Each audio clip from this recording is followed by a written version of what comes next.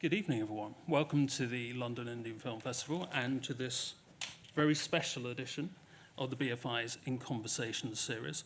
I'm delighted to say that we have Aamir here with us this evening. We're going to talk about your past, your present, your future plans.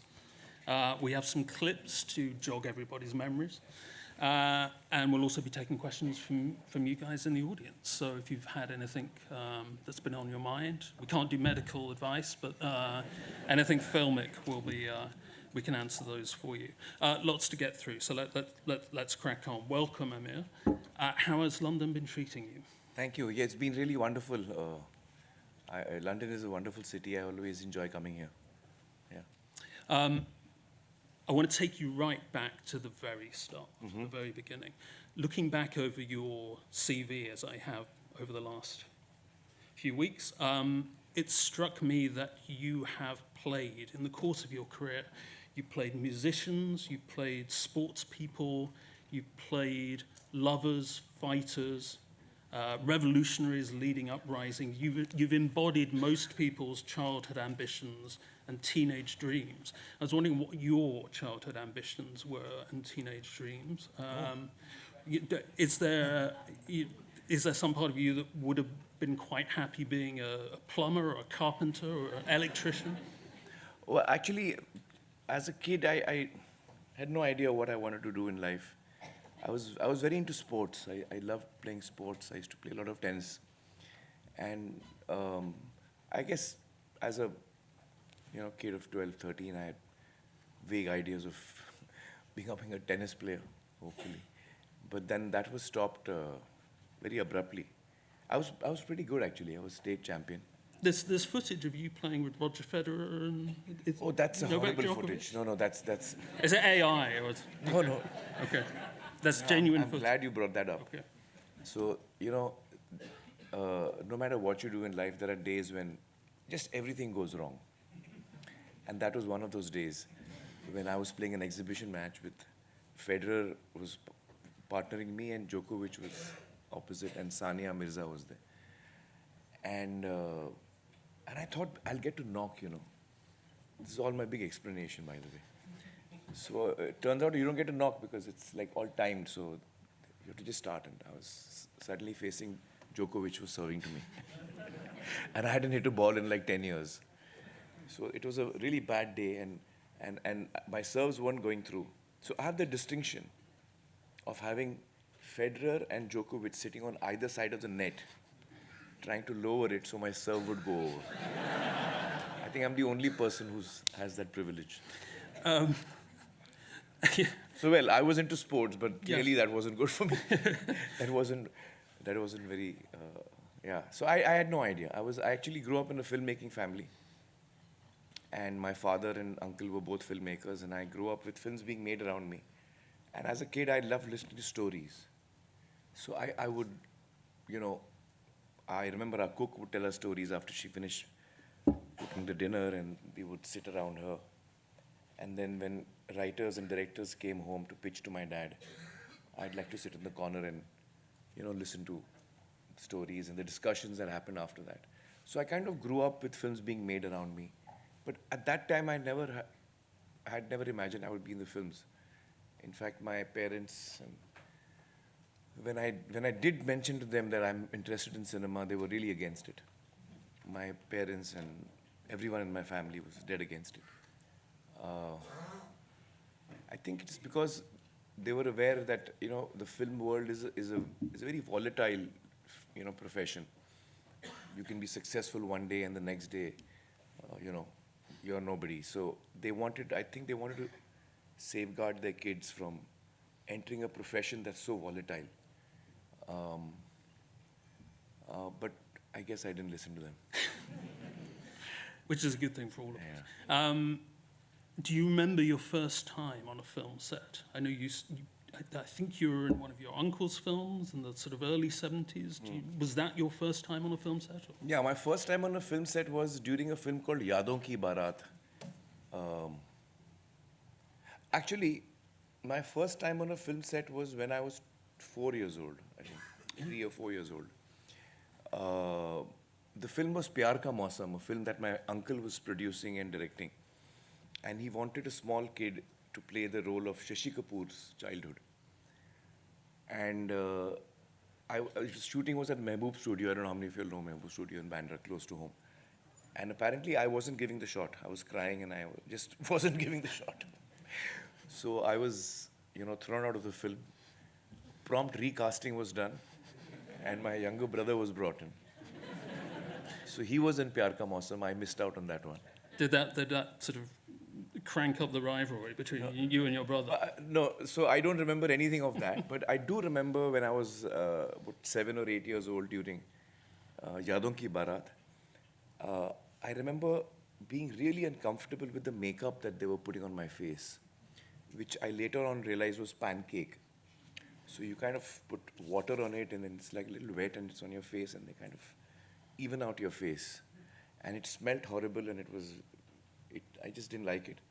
And the other thing I remember was when you walked onto a set, it was very scary. It was all very dark and it was very noisy and people were shouting and screaming and I was like, something's going to happen over here. So that's my early impressions of walking onto a set. It was most uncomfortable. It didn't put you off, though? I was more interested in the cricket that happened between the shots. So a lot of us would just get together and play cricket between shots. So your first adult role, grown-up role, I should say, was Holy in 1984. And you start picking up roles through the latter end of the 1980s. Was there a particular project or projects where you came away from it thinking, you know what, I've got this now. If I want a career in acting, I can do it and I could probably do it for the rest of my days. Well, actually, for me, the turning point wasn't Holy. It was a film called Paranoia. I just passed out of school and my classmate, Aditya Bhattacharya, who was Basuda's son, he wanted to make a short film. And he asked me if I would help him. And I said, yeah, cool. So we were in school together. And after the 10th standard board exams, he had a month or two holidays. So that's when we shot the film. I was, I think, 15 years old.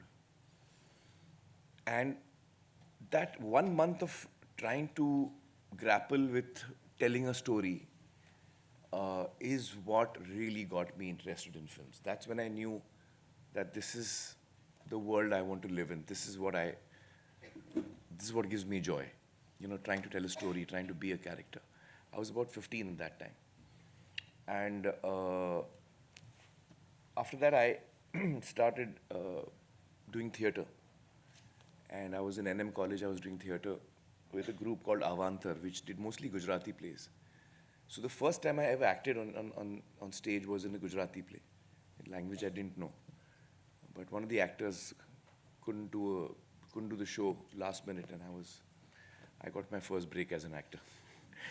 Because until then, you're just backstage, ironing clothes, giving tea, and I was doing backstage for a very popular Gujarati play called Khelaiya. And then I got this break as an actor. So Holy that you mentioned was happened actually because I was working as an assistant with my uncle by then. I wanted to learn filmmaking, so I started working with him as an assistant. And I had heard that Holy, Ketan is shooting it, every scene is going to be a single shot. And he's going to use a Steadicam, and the Steadicam was a new thing at that time in the world. And we had heard, the rumor was that he's getting a Steadicam into India, especially for this film. And I wanted to be a part of the film just to see what a Steadicam is and how it works. So I was one of the actors, not because I wanted to act at that time. So I didn't even know which role I was doing. I just went to Pune with 30 or 40 other kids and I was going to do one of the parts. I didn't know which one. Did he have to tell you to stop looking at the camera? No, so the sad part is that the Steadicam didn't eventually turn up. So Jahangir Chaudhary, who was the DOP, we shot on 16mm. So we had film rolls that could, you could shoot shots with about 12-minute long even, And he did the whole film handheld. So in fact, that film is, every scene is a single shot, except the auditorium scene where the director has chosen to cut a lot. But otherwise, every scene is actually one shot. So that film I did as an actor, but it was more as an assistant that I did that film, to be honest. Let's have our first clip for the evening. I was going to ask, do you enjoy looking back? Or do you have that reaction that some of us do when we look through old photographs and we think, who is that guy? What's his deal? When I look at my work, I usually don't like it. So it puts me off. You just had a reaction like this from a room. Well, I feel I could have done it better, and I feel that that funny hairstyle that I had. I mean, there's so many things I would like to change about it. Trust me, if you see what hairstyle I had in 1992, it's a whole other thing. Whenever I talk to, so we should say that's Jojita Wari Sikandar, 1992. Whenever I talk to people about the Hindi film industry of the 1980s and 90s, whenever I read anything about it, there's a sense that it's a golden age, that there's a new generation of stars coming through, yourself included, that you are finding your way towards filmmakers who had something to say or who had found some new way of telling the old familiar stories. Those soundtrack albums were going hard, as the kids say. Every song was a banger. And the studios were putting out hit after hit after hit after hit. You know, they'd become this hit factory that they'd always been set up to be. Are we, I'm asking you this as someone who was there at ground level throughout all this, are we prone to over-romanticizing that era, or is there some truth in it? Well, I feel that for me, the golden era of Indian cinema is 50s and 60s. For me, that's the golden era. You had great writers, you had great composers, you had great filmmakers, great actors. So I think in every department, you know, amazing lyric writers. So for me, that's the era that I wish I was around when films were being made in the 50s and 60s.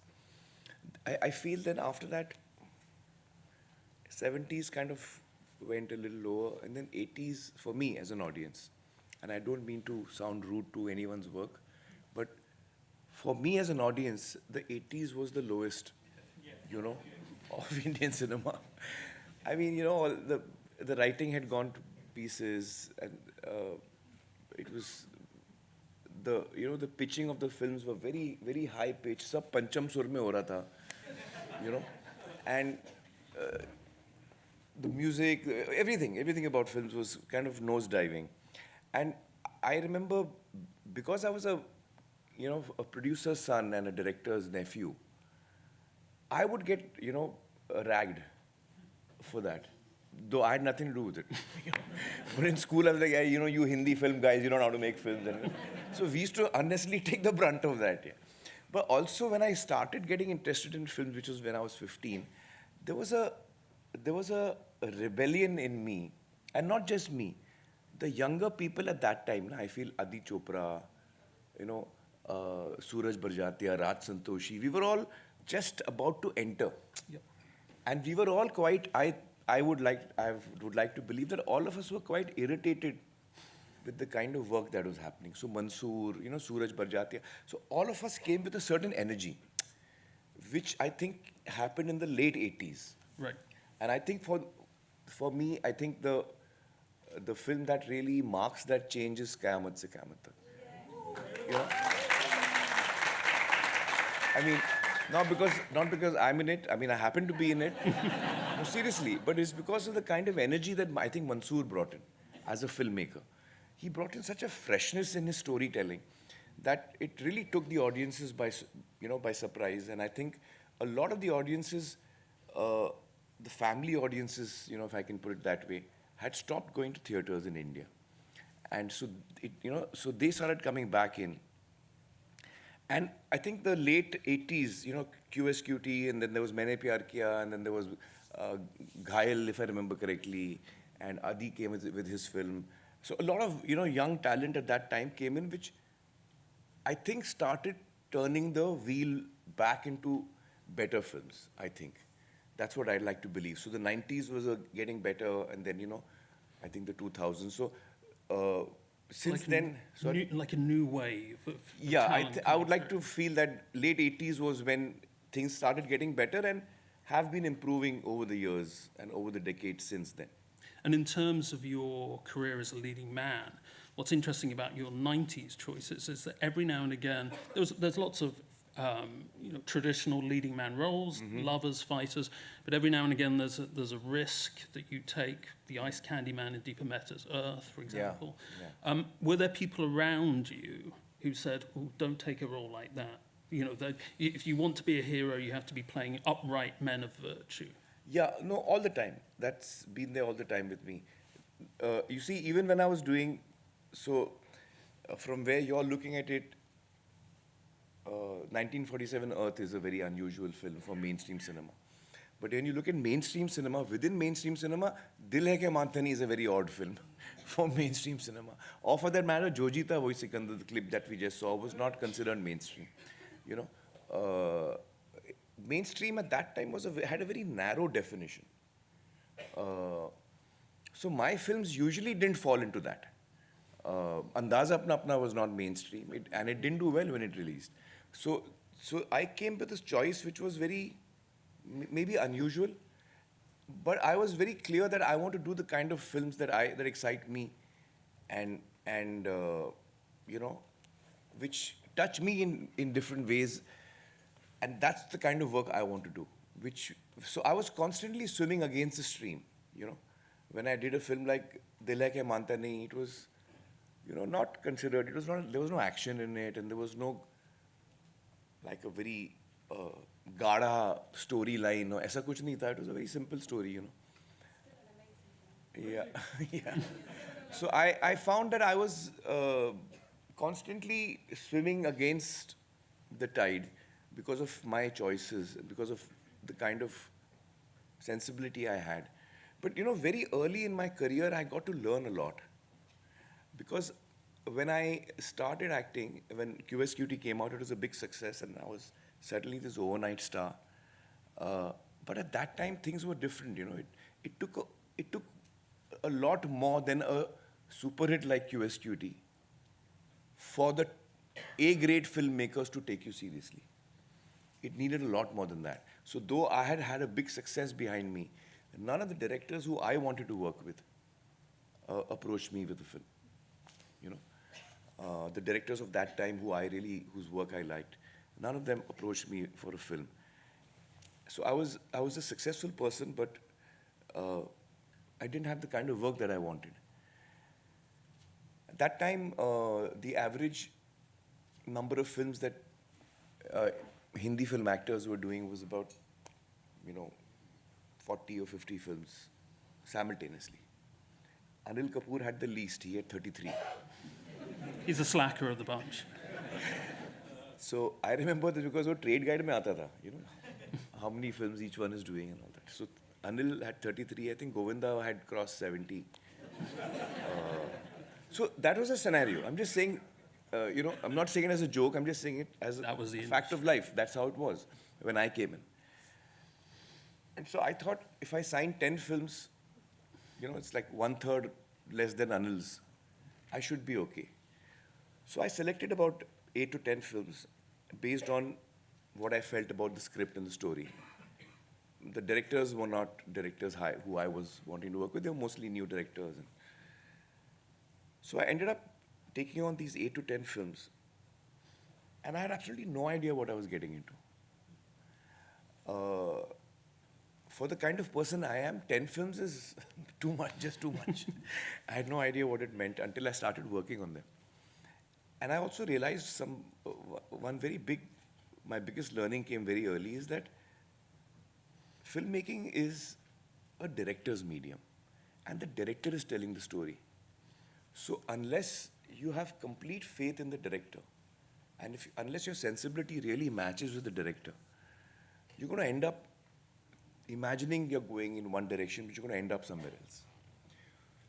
So the director is a very key person that you have to choose very carefully.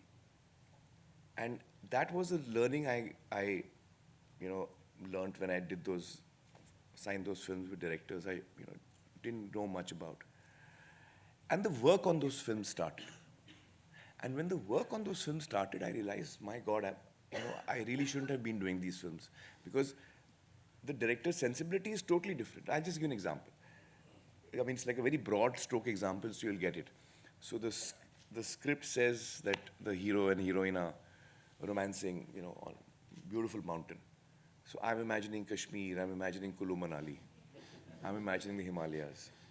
The director knows there's a budget constraint, so he's already imagining Khandala. The producer has already booked Film City, those 2 hills that are there, na? उसने वहाँ booking कर दी है shooting. So what I was thinking is going to be shot in Kashmir is finally shot in Film City against 2 small hills. So, you realize that where is the film meant to go and it's going somewhere else. So unless I realized that very early, in the first 6 months of these shootings, of these 8 to 10 films that I had signed, that actually when I'm selecting a film, I have to be very careful about 3 things. Of course, the script has to be great. The director has to be someone I trust completely and whose sensibility is similar to mine. We don't have fundamental differences. And the third important thing is that the producer has to be someone who supports the creative team in the right way, gives the creative team the right resources to make the film, and then gives it a good release. So these 3 things are very important. These are the pillars, for me. And I kind of realized that I had made a mistake in these first lot of films that I signed. But being a person of commitment, I didn't feel it right to, not complete these films or, and I used to do 3 shifts a day. You know what 3 shifts are? You go like 6 hours to one shoot, and then you shoot for another 6 hours, and then you shoot for another 6 hours on the same day for 3 different films. It was crazy. Oh, sorry. I haven't finished yet. Coming to the point. I'll be your director tonight. You can overrule It's a bit me. long-winded, Yeah, but no. I'll get there. So what happens is, after about 6 months, I'm really, troubled. And I come back from work and I used to cry because I was really unhappy with the work I was doing. And this is not why I had, wanted to be in films.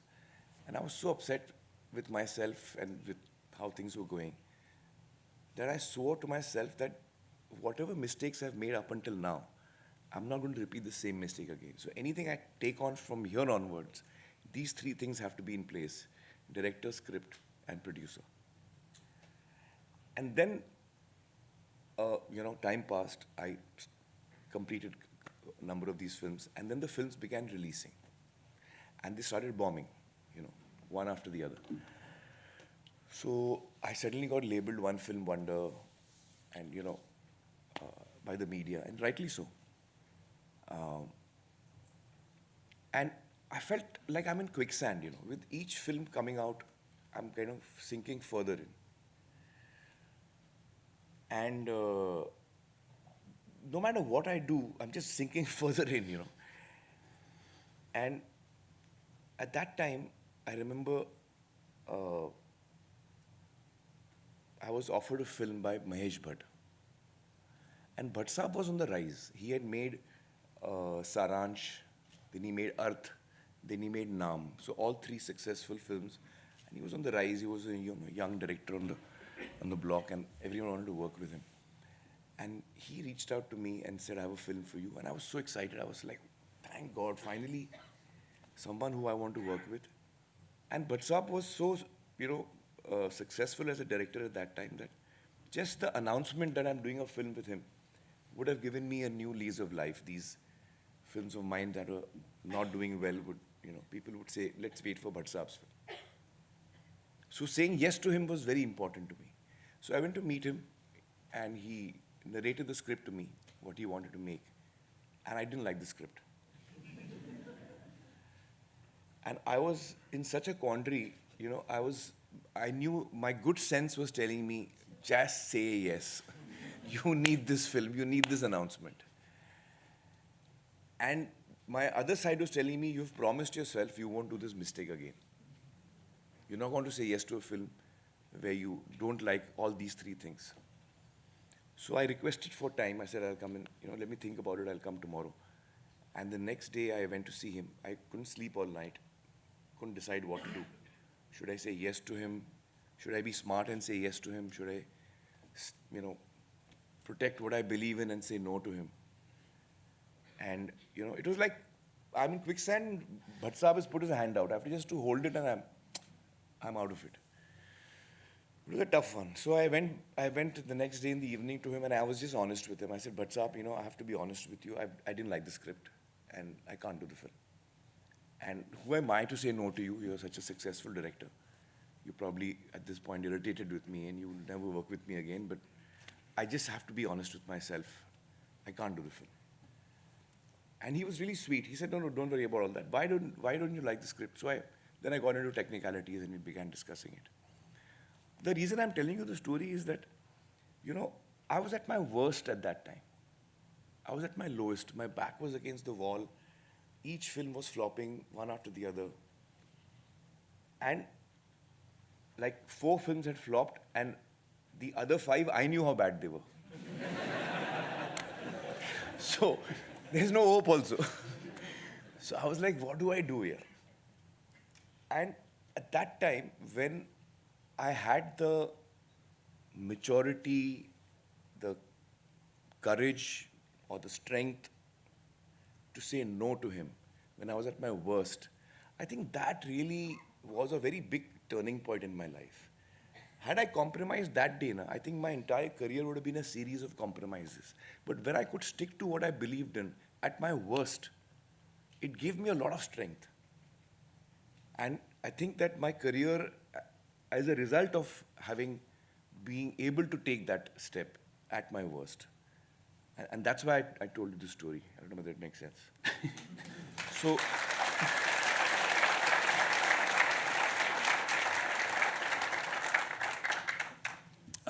our next clip brings us to another one of the risks you took at this point in your career.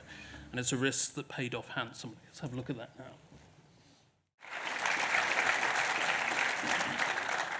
The first thing I want to establish, how are your batting and bowling averages nowadays? Well, I used to play a lot of cricket as a kid. I mean, over the years, we still have, like cast and crew tennis matches for every film. But other than that, I don't really play much.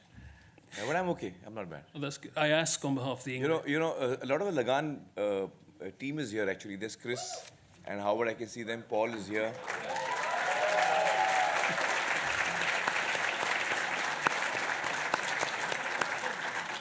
And I have to say that we actually had a real match. The British 11 and the English 11. And, the Indian 11, the Lagaan 11, like we played against the British 11 at that time when we were playing when you were making the film. And I have to say with a lot of regret that the British 11 beat us. Despite my 51, I was 51 or something, but It's not so bad. we lost. It happens. We thought it's important to allow the British to win this one.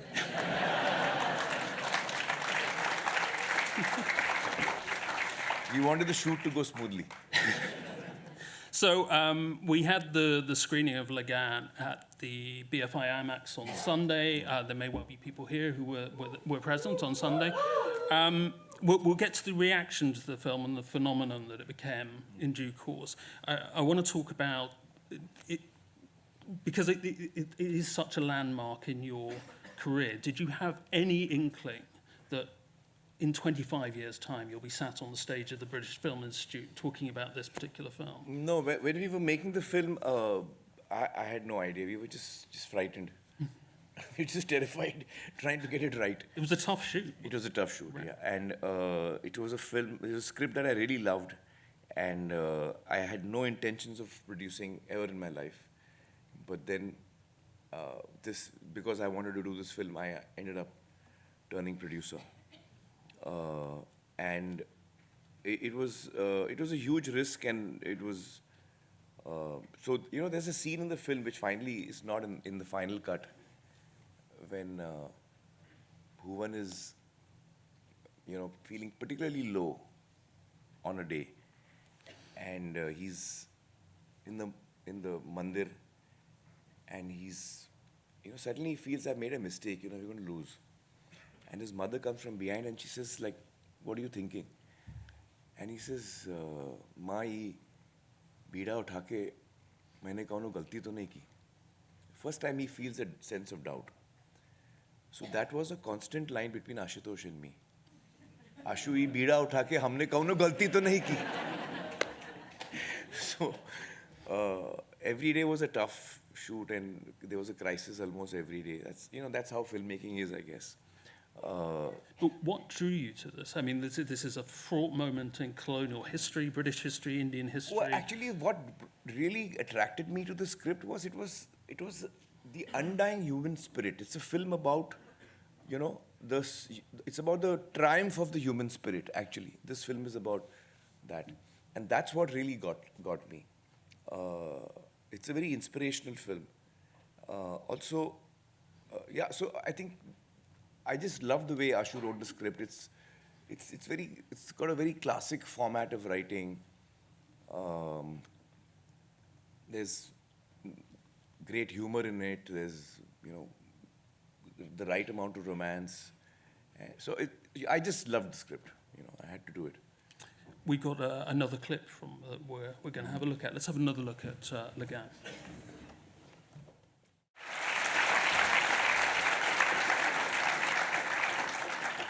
One of the reasons this film became so pivotal, I think, is that within that classical format, it is many things simultaneously. So I have cricket-obsessive friends who went to see it for the cricket and ended up learning something about colonial history. I have historian friends who went and got into A.R. Rahman in a big way because of the songs. This film is many things to many people, and I think a lot of your productions since have had that sense of being a big tent, and you're inviting as many different audiences in as possible. Is that sort of foundational to your philosophy as a producer? Well, I mean, actually, see, when you're making a film at that time, you don't know how many people are going to like it. So you have absolutely no idea. So you go into it blind. So the way I go about it is, if it's something that I get excited about, if I love, then I want to be a part of it. I don't try and second guess what an audience wants to see, or what an audience would like to see, or what I would imagine an audience would like to see. I don't like to second guess. I like to go with what excites me. And I'm hoping that if we do a good job, then it'll also excite an audience. That's how I approach it. That's good. It's no spoiler to say that the film became a colossal hit, and more than that, it became a moment. I remember my colleague at The Guardian, Peter Bradshaw, reviewed it and gave it a 5-star review, made it Film of the Week, which I think was the first time I'd seen a mainstream Hindi film being reviewed in that way. It goes on to get the Oscar nomination. It goes around the world. I was interested, what did you gain from it as a producer, and what did you take from it as an actor? I think it gave us, not just me, but I think it gave me and a lot of other creative people who wanted to challenge the boundaries of what mainstream cinema could be. It gave us a lot of strength, and it gave us a lot of hope that we can actually experiment a lot with different kinds of films. And I think since Lagaan, that whole what at one time was very narrow, mainstream cinema definition was very narrow, since then has actually become quite broad, because, Gangs of Wasikpur has done well, and, Tare Zameen Par has done well after that. There have been different kinds of films that have done really well, different themes and different topics, and, So I think that the success of Lagaan, and it really shocked people that it was such an unusual film from mainstream Indian cinema and done so well, that it gave a lot of creative people a lot of confidence and strength to try different stuff, I feel. Yeah. You then take several years off, this is the point in the job interview where the employer looks at your CV and says, Mr. Khan, there's a gap on your CV. Can you explain?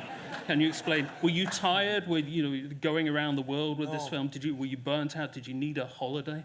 No, it wasn't that. I was actually going through a personal crisis myself. I was going through my divorce with Reena, and so I wasn't in a state of mind emotionally to work. Okay.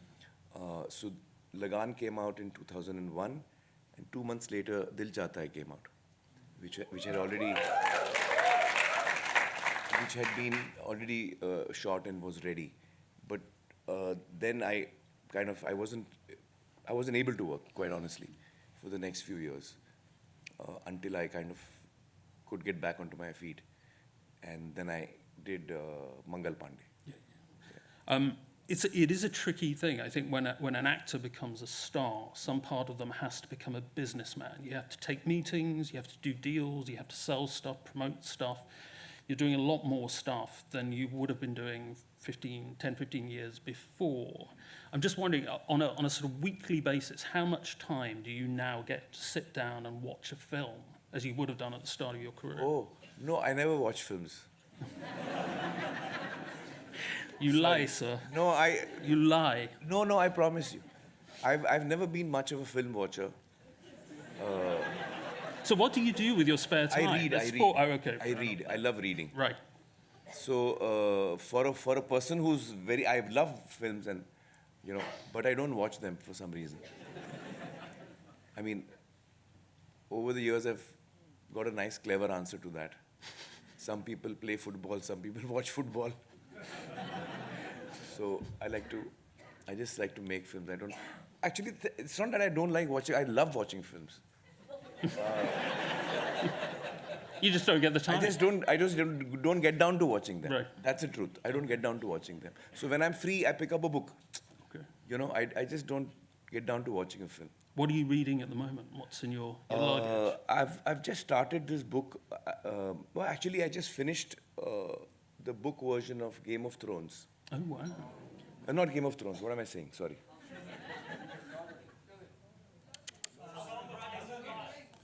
Hunger Games. Sorry. Sorry. Yeah. One's 12A rated, the other one's very 18 rated. There is a difference. Don't show one to the kids. So I've not seen the movie Hunger Games, but I just finished reading the book. Okay. And I've just started on this other one called, what's it called, Bobby? No, not the Earthsea Seeds. That I finished already. Clockwork. Something, yeah. Okay. Not Clockwork. Okay, don't show that. It's a trilogy, so I forget what it's called. I've just started it, yeah. Okay. There is a new Hunger Games film in the make, which you won't see. No, I don't end up watching film. I don't know, yeah. Actually, when I'm watching a film, I get so absorbed that I forget to blink, So my eyes start watering, and then I have to remind myself to blink. And I usually get so involved in the film that I start talking to the characters on screen, I'm a very talkative audience. I'm like, don't go there, he's waiting for you. Don't go there. I start talking to the audience. We have another clip. To the characters. We have another clip coming up, so if you want to shout at the screen, okay. This is your chance. So Tara Zameen Par, having taken some time off, you come back, you have a successful comeback with Rang de Basanti and Fanar, and then you decide to make life doubly difficult for yourself by directing, as well as acting and producing. And not just directing children as well, which is a whole other challenge. How easy did you find it? How challenging did you find it? Was this something that was always in the stars for you? Well, I was not supposed to direct the film. Originally, Amol was directing it, but then, it's a long story, so I won't get into it, but eventually I took over as director. I have to say, directing the kids was the easiest thing on earth. I didn't have to tell them anything. They were so natural, they just got it. I didn't have to work very hard on the kids at all. Darshil was just magical. And so was, I'm forgetting his name. Anyway, all the kids. I had to work a little bit on the adults. We are generally trickier. As a director, if at all, I had to work on the adults, not on the kids. They were like, I didn't have to, very rarely did I have to tell them anything. Yeah. You just leave them on their own and they actually do exactly what is required. They have more of an imagination than I think, that's something that we grow out of as adults. We become much more rational and we forget about playing and things like that. This is a really fruitful phase in your career because after that film, you then make 5 films that become the highest grossing Indian film of all time. So Gajini, 3 Idiots, Doom 3, PK, Dangal. I guess I have sort of 2 questions for this particular phase in your career. Number 1 is, what on earth does it feel like to be in the middle of a run like that, where everything you touch turns to gold? Because as you and I both know, that's a very rare occurrence in most people's careers. Number 2, which is not unrelated, how on earth do you stay sane during that particular period? Well, yeah, no, I had a really good run. As you pointed out, it's very rare to have such a long and successful run in the films. I was really fortunate to have some great stories coming my way, and I had the chance to work with some great directors. And you can't plan these things; they just happen. But I just enjoyed working on each of these films. Had a great time, and yeah. But the thing is that each time these films are going to release, at that time I'm really stressed because none of these films, like Tare Zameen Par, was never meant to be a big success. Yeah. It did finally become a very big success, but when I was making it, I had no idea how it's going to do. And everyone around me keeps shouting at me, "What are you doing? Why can't you make some normal films?" Well, they're all very different kinds of films, aren't they? It's not like I you're also doing the same produced a thing. number of films during that period. There was Peeply Live, there was Delhi Belly, there was Jani To Ya Jane Na. So all this was happening at that time. In fact, I was also doing Satyameva Jayate at that time. I did 3 seasons of... so I was actually I wasn't thinking so much. I was just in the middle of stuff and I was just doing it. You were in the zone. I was in the zone, yeah. I guess. Okay. We'd mentioned Dangal. Let's have a little look at Dangal. Okay.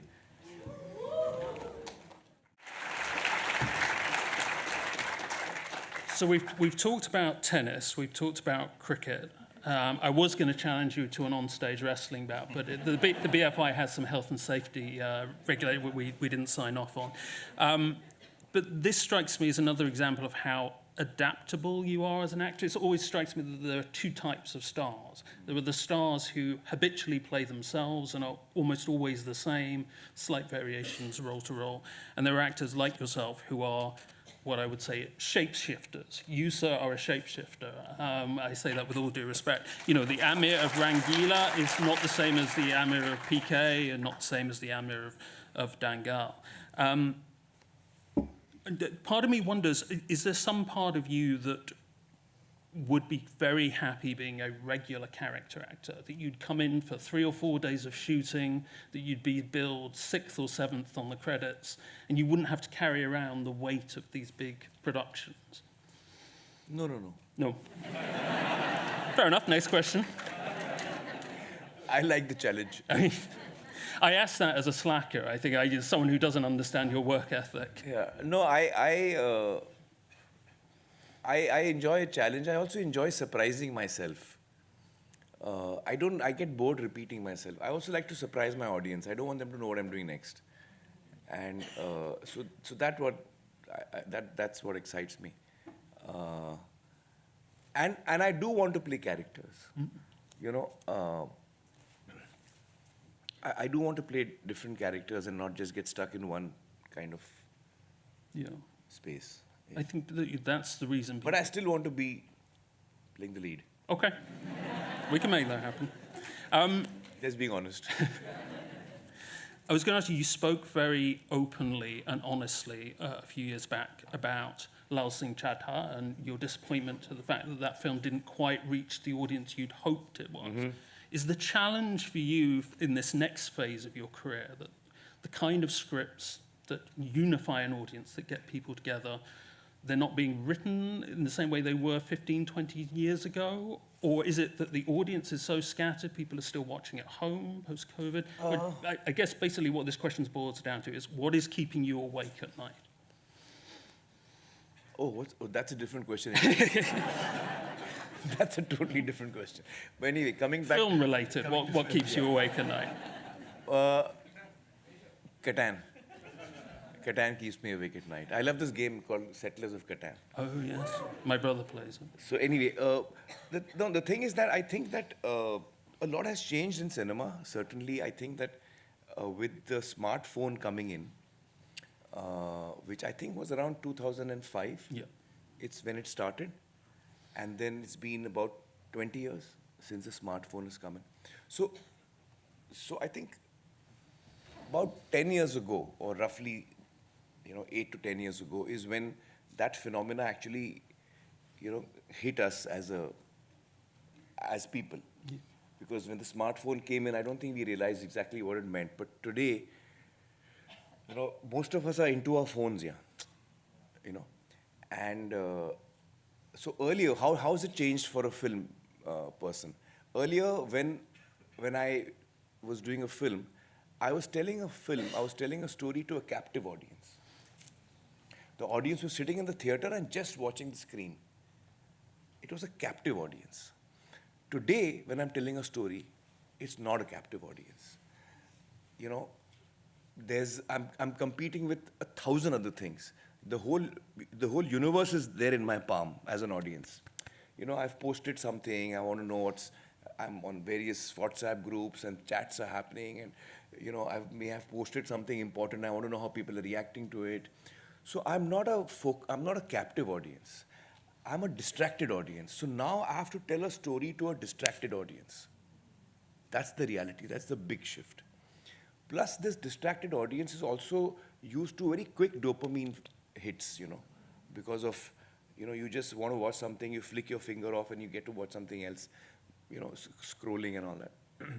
So, if I'm not getting a quick fix each time, it's kind of rewired our brains differently. So as human beings, we have changed. The audience has changed as people. So I think as filmmakers, we have to be aware of that. That's one very important thing. I don't think that, suddenly there's a decline in cinema or any such thing. I don't feel that. There are shifts and changes. Because of COVID coming in, we were all stuck at home. And also at that time, a lot of us moved on to OTT platforms to watch content over there.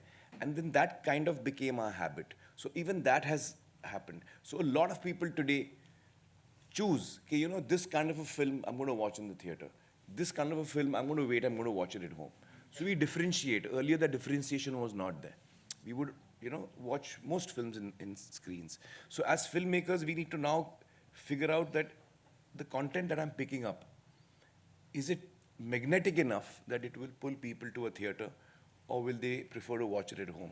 In which case, I should make it for home. So all of these considerations have kicked in. I think it's still a time of shifting sands. But what I personally feel is true through all of this is ultimately the story is still what is going to matter. The spectacle and all of this will, things will change, but ultimately I need a good story. So even if I'm making a film which is very visually stunning and large in its scape, but it still needs a story which connects with an audience. So I think that doesn't shift.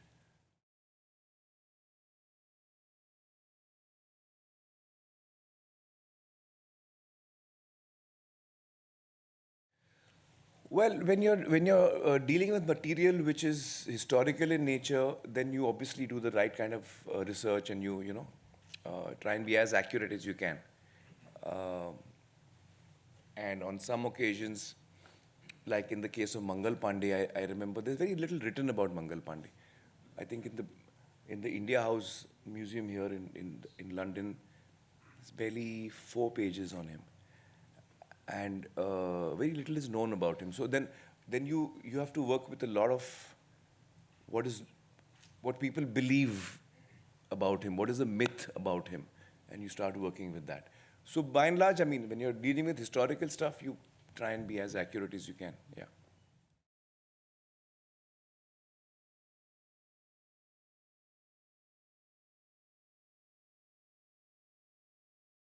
No, that's not true, actually. No? No. That is a misconception. Okay. I didn't know about Mr. Sonam at that time when we were doing the film Three Idiots. I know that I saw a video of Chatur. Just recently, he has said that Yes. it was Yeah. based. No, he's wrong. Okay. That maybe that's what Chatur was thinking. But I want to tell you that neither Raju nor Abhijat, who are the two writers, nor I, we didn't know about Mr. Sonam.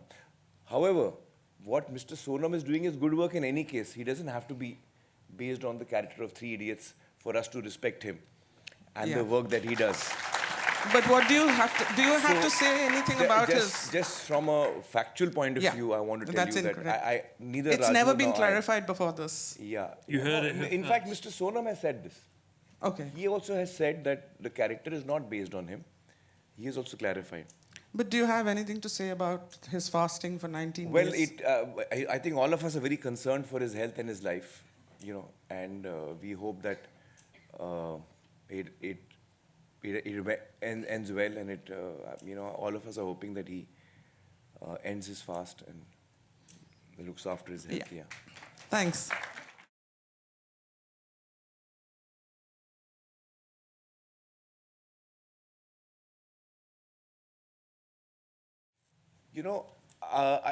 I'm not quite sure where it started from. I think it's probably my mom. My mom has been a huge influence on me growing up, and she's someone who's extremely caring and thoughtful, and all of us have different intelligences, and I think her intelligence is her ability to be sensitive to people's feelings, and she taught me that at a very young age, without meaning to. I've said this story a number of times, so I don't know, some of you may have heard it, but I used to play a lot of tennis, as I was saying earlier, and competitive tennis. I was pretty good. So when I would have a tournament, my mom would be waiting for me to come back, and I would come home and she would say, "What happened? Did you win or lose?" Usually I used to win. So I used to say I won. But one day what happened is that I came home, she said, "What happened? Did you win?" I said, "Yeah." She said, "Chalo, shukar hai. Thank God." And we were having tea. And then while we were having tea, she said, "The boy who lost to you today, he must have reached home about now. And his mom must have asked him the same question, that did you lose or win? And he would have told his mom that he lost. So his mother must be feeling bad right now." And she was just thinking about it and talking. And I was like, I never thought of that. Maybe I shouldn't have won. Suddenly I started feeling bad about having won that match. So I think, that kind of stayed with me, my mom's ability and her, her quality of thinking of the other. And I think that's something that kind of seeped into me. And over time, it came out through my work, is what I feel. That's the best explanation I can give.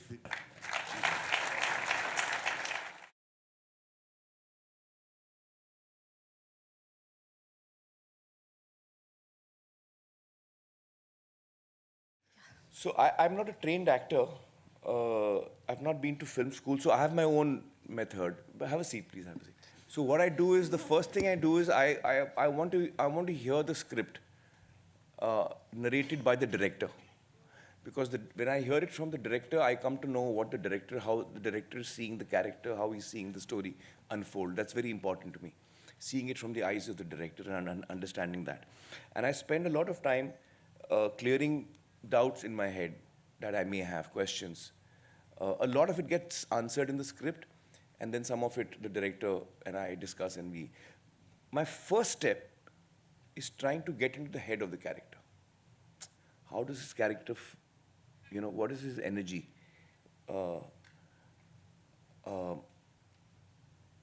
you know, like in Dangal, Mahavir has a very steady energy. Whereas Akash in Dil Chahta has, you know, he's talking to you, but his eyes are somewhere else. He's looking what's happening in the room. He's actually talking to you. So, you know. He would have a mobile phone. He'd be constant. So my first step is trying to get into the head of the character. And once that is clear to me, then everything else comes from that. The way I look, the way I behave, the language, all of that comes from it. But what I'd like to do is about 4 months before I start shooting, I memorize all my lines, like through repetition.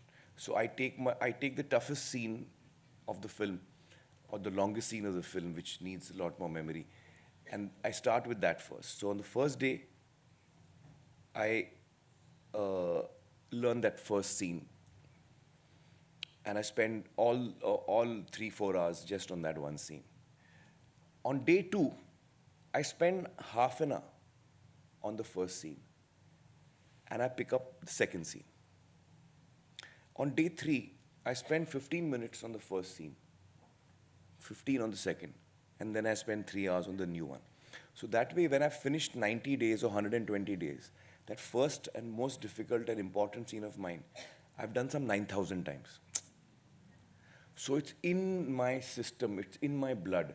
Now, the dialogues written by the writer, it's very important as an actor that they have to become, I have to own those lines. They have to come out of my psyche and my emotion. So I have to own the lines. So that's why I spend a lot of time repeating the lines and memorizing them. I have a very bad memory. So I want to get that out of the way, you know. So if you put a coin, like in a vending machine, dialogue aana chahiye. You know, it should be like that.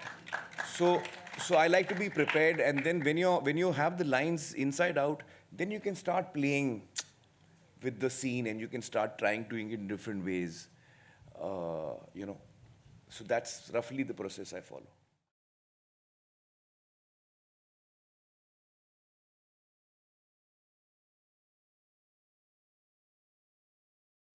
I don't think we have to get back to it, but we can move forward from where we are, towards better writing, and I think there is a lot of talent in India.